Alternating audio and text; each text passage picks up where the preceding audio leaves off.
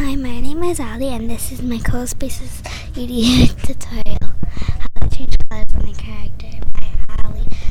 This tutorial demonstrates how to change the colors on a character and make it any color you want. So first you are going to go to Library in the bottom left corner and then press Characters. You will see a bunch of people there and some other things. Next, you are going to pick any character you want by swiping on the arrows that go back and forth. So after you choose your perfect character, you can drag them up to the screen. Like that. Next, you are going to double tap the character if you want to change the color on it. Then you will press Material.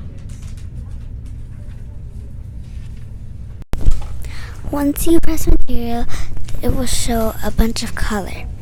Then it will if you want to change her color of her hair, then you can just tap it, and then once you press hair, it will show you hair colors, and the same for the rest. So once you're done with that, you can explore all the different colors on changing your character.